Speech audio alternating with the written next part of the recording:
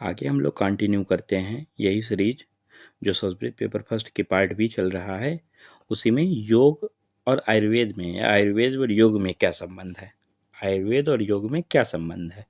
तो देखो, कुछ विद्वान के अनुसार जो चरक संहिता है और पातंजल योग सूत्र है, इनके रचनाकार एक ही हैं। ठीक है, कि चरक संहिता जो है वो पातंजल योग सूत्र है, इनके रचनाकार एक ही हैं। चरक सूत्र 1/1 चक्रपाणी टीका में बताया गया है।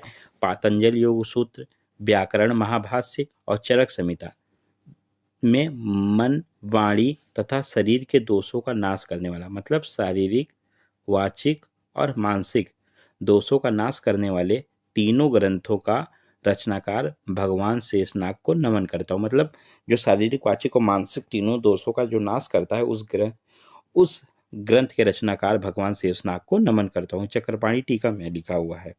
देखो, आयुर्वेद में और योग में दोनों में अष्टांग का वर्णन है। जैसे कि अपने आयुर्वेद में देखो है काय, बाल, ग्रोध, ध्वंग, शैल, दिशा, जाविसान, अष्टांगनी, तसाहु, चिकित्सा, सुसंस्कृता, वैसे वहाँ है यम, नियम, आसन, प्राणायाम, प्रत्याहार, धारणा, ध्यान, समाधि।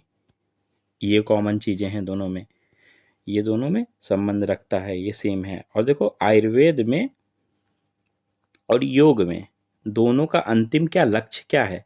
मोक्ष की प्राप्ति है। आयुर्वेद भी कहता है अंतिम लक्ष्य मोक्ष की प्राप्ति है, और योग भी अंतिम लक्ष्य मोक्ष की प्राप्ति ही मानता है।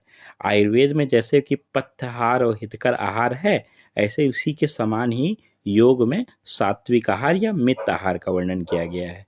ठीक है, और लास्ट पॉइंट, एक और समानता, एक और संबंध बता दे रहा हूँ। शरीर के शोधन के लिए जैसे आयुर्वेद में पंचकर्म होता है, वमन, विरेचन, बस्ती, नस्य, रक्तमोक्षण, उसी समान षडकर्म का वर्णन है। नियति, धैति, बस्ती, नैली, त्राटक और कपालभाति का वर्णन है योग में। तो मैंने 5 चीजें आपको, 5 संबंध ऐसे बताए जो कि संबंध रखते हैं आयुर्वेद और योग में। पहला ये है कि कुछ विद्वान चरक संहिता और पातंजल योग सूत्र के रचनाकार एक ही मानते हैं।